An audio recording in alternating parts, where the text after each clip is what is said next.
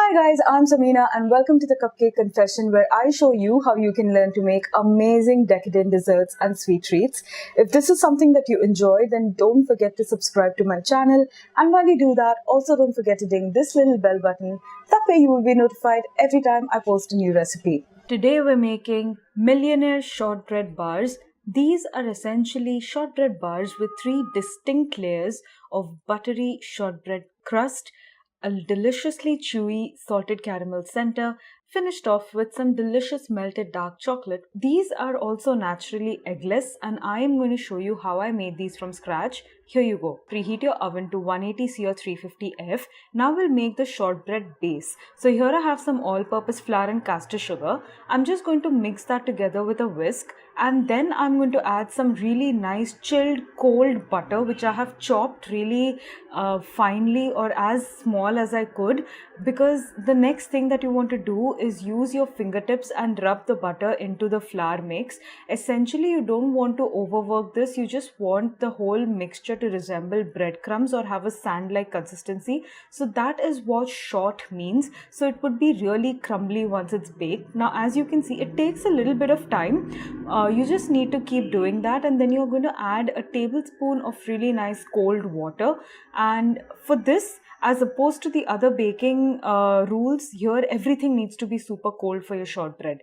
Now I have a 9 by 9 inch baking dish to which I have lined and greased with parchment paper.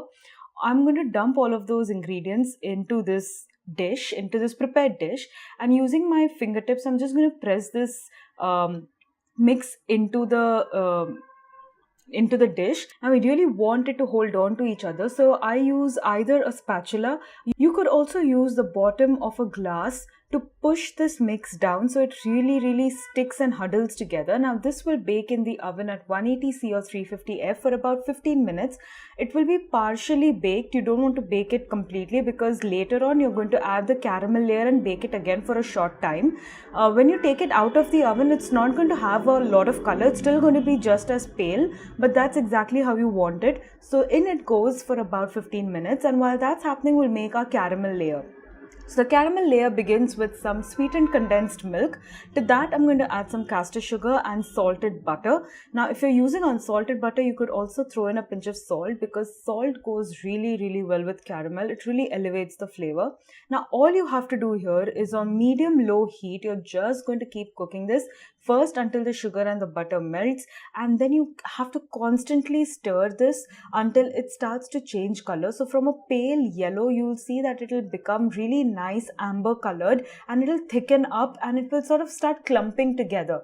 So that's exactly what you're looking for. At this stage, it's very important that you constantly keep stirring this mix. If you leave it unattended, it can catch and burn at the bottom. So this is the color that you're looking for. Look how delicious that looks.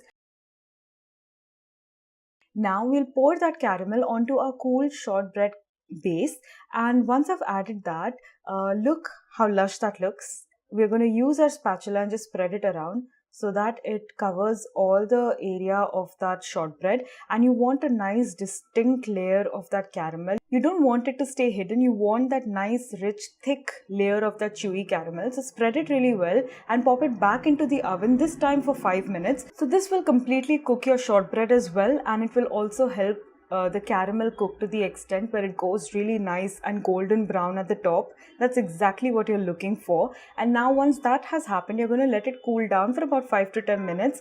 In the meantime, you're going to melt some dark chocolate. You can use your favorite dark chocolate bar. That's exactly what I have done here. I'm melting it in the microwave at 10-second intervals till it goes really nice, glossy and smooth. Don't melt the entire thing in one go, because that will burn or seize your chocolate. Look how shiny that is. Once I've poured my dark chocolate, you could use any dark chocolate. I have used 70% because I really love the rich bitterness to contrast the buttery shortbread base and the chewy caramel. I'm going to spread that with my spatula really nicely so that it covers every inch of that shortbread bar. And once I've done that, you're just going to let it cool down slightly for 5 to 10 minutes. And finally, then you could sprinkle it either with some sea salt, but I like to add some sprinkles because they just add a really nice decorative factor. You could do absolutely anything, or you could just leave it plain. But if you're adding sprinkles, make sure that you wait for about 5 to 10 minutes till the chocolate has cooled down just a tinge, because otherwise the sprinkles will just melt into the chocolate.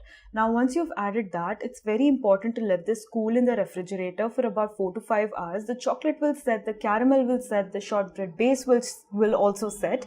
And once that has happened, before slicing into these bars, I would highly recommend that you sort of leave this out at room temperature for about 15 to 20 minutes, because if you don't do that, the chocolate, because it's really hard, it will just crack and separate from the rest of the layers. So let it sit at room temperature for about 20-25 minutes, even half an hour, and then you're going to slice them into 16 delicious squares, and look how distinct those layers are. These are layers of absolute decadence, and it is so easy to make, and it's naturally eggless. I really hope that you give this a go, because they are incredible.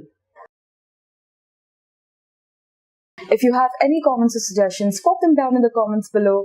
I post a new recipe every Tuesday and Thursday, so if this is something that you enjoy and if you want to be notified every time I post a new recipe, then don't forget to subscribe to my channel, and while you do that, also don't forget to ding this little bell button. I'll see you again next time. Bye.